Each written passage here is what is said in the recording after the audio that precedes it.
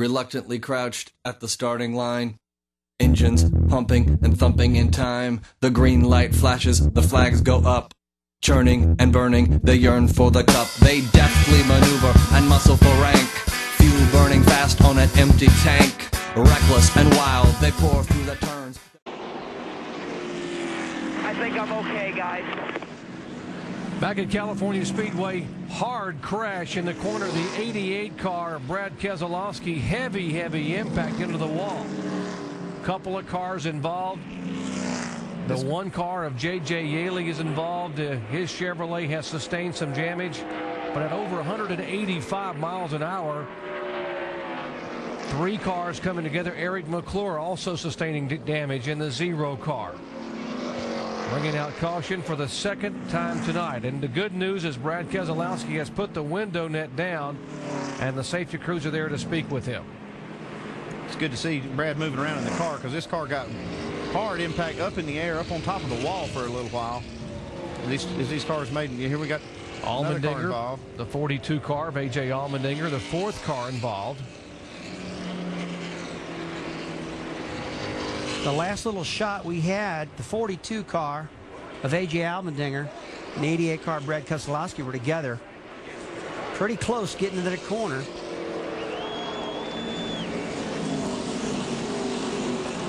This all started way back in turn 4. These guys battling in the pack for position. The 1 is Yeley, the 88 Keselowski, the 42 of Allmendinger. The 88 car Keselowski, it's a big run off of turn 4. It's a big drag race down into turn 1. 3 wide, 4 wide, and that's not what you want to do. And he gets tagged in the right rear quarter panel. Allmendinger does, and Keselowski's like, where did this come from? I didn't even see that one coming. That was just one freak accident, and the 1 car got in the back of that, and that's what started the whole thing. Yeah, Brad Keselowski really got blindsided. He didn't see this coming at all. You see this 42 car gets sideways, gets into the right rear quarter panel, and then this 88 car just slams the wall, went up in the air. Guys, I don't know if I've seen a harder wreck before going into turn 1 of my life. Thing on fire. Was a gap between his own race cars. So what did he do? He implemented a specialized team completely dedicated to restrictor plate racing. Less than a dozen people. Oh, and we've got trouble on the track, and it's Kyle Busch upside down. Big time crash. Kyle Busch goes upside down and rolls down across on his roof here on lap 26. Cars comes back over, and now side over side barrel rolls and comes to rest on its wheels. A horrific crash here at Talladega on lap 26 involving Kyle Busch, and thankfully the window net is down. There the safety crews on the scene immediately, and Kyle Busch is climbing out of that car. Wow, listen to this crowd. Well, that's a true testament to the safety of these race cars. See him just jump out of that car like that. That was what would look like a very violent wreck, but man, he just jumped right out of there. It's a real testament to the safety features that these cars have. Yeah. I'll show you again here. It doesn't take much here. Now, Kyle Busch, left side of your screen in the 5 car. Now, he moved to the outside to go around Casey Mears. It looked like Tony was going to go out there to help him, and could have possibly been a little bit of contact. Yeah, it doesn't always have to be, because you can get yourself out there, and all of a sudden the air's changing, and just a horrific wreck. But once again, Kyle Busch gets out and walks away. We sure did a lot of damage. It looked to me like right here, as we watch this, it looked like that maybe they all started stacking up. It's hard to say that Tony Stewart wasn't getting some help from behind, or maybe even further back than right behind him. Like they're all just kind of stacking up. Yeah. Yeah, when that happens, usually because everything changes, the air changes, and what you've been doing right there, you might have been wide open at that time, and then all of a sudden things change. And so, you can't put any blame on anybody, I don't think, here. Although I think we do see a little contact between the 33 and the 5. But when he pulls out there. Oh, Meal got into Riggs. It looked like Riggs had to maybe back out of the throttle a little bit, because Kenny Wallace's car washed up as they come off the exit of turn 2 right there, the 48 car.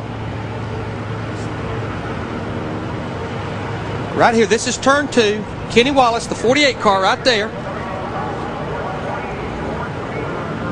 Oh, I don't know. It looked like Shane Meal possibly just got into the back of the 10 car. The 47 car, yeah. Yeah, got into Riggs. Look at that 2 flipping. Looks like Rusty Wallace's flip in the number 2 Winston Cup car here not many years ago. And when it hit the grass, it even tumbled more. There's Randy LaJoie. Greg Biffle. Oh, Biffle. There's Jay Kerry Earnhardt. There's everybody. Jack Sprague, our point leader. And the track's completely Tim Sauter. blocked. All the Sauters. I think we did the right thing by saying who wasn't in it. And because the track's blocked, NASCAR has displayed the red flag because the cars can't even get through on the back stretch. It appears to me maybe 10 or 12 cars is all that's left. Boy, that 2 car went over big time and then gets hit, tumbles. That car's, look at that thing, Larry. It's turning every which way. And then the 21. And then he gets in the grass. Watch this. Shot across. Gets hit again. Johnny Sauter, number 2, out of his car. And okay. Amazing.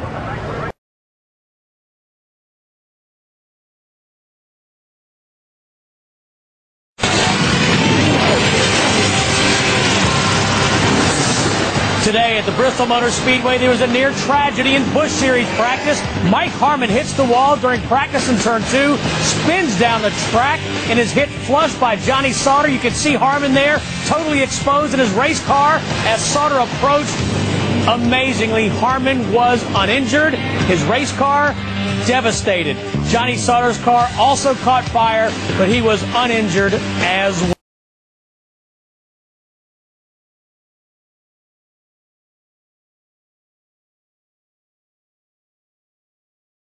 Beautiful day in the Halston Mountains where the Blue Ridge meet the Smokies. We have clear skies and very pleasant temperatures.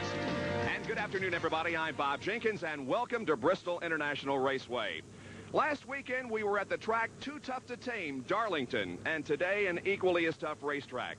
And that was certainly demonstrated yesterday during the running of the Grand National Budweiser 250. Watch the left side of your screen as Michael Waltrip's car hits the end of a cement wall, part of a gate through which passenger cars go to the infield. The car disintegrates upon impact. Somewhere in the debris and the rubble sits Michael Waltrip. The crowd is hushed. Rescuers rush to the car, fearing the worst, that Michael is seriously, if not fatally, injured. They begin to pull away what was the bodywork of the Pontiac Grand Prix. Personally, I was certain that no one could have survived such a horrifying crash as this. Among those concerned, Michael Waltrip's older brother, a race driver himself, Darrell. I was standing looking right at it, and I couldn't move. I mean, I just froze. I never seen anything like that in my life. The car just disintegrated, and I knew he was in it. And I thought he was hurt. But I walked up there, and the car is gone. Everything's gone, and the roll cage is all bowed up. And I looked at him. He looked up at me and winked. So, Mom, Dad, he's a Waltrip. He's got a pretty hard head. Or through the turns, their prowess is potent and secretly stern. As they speed through the finish, the flags go down, the fans get up and they get out of town. The arena is empty except for one man still driving and striving as fast as he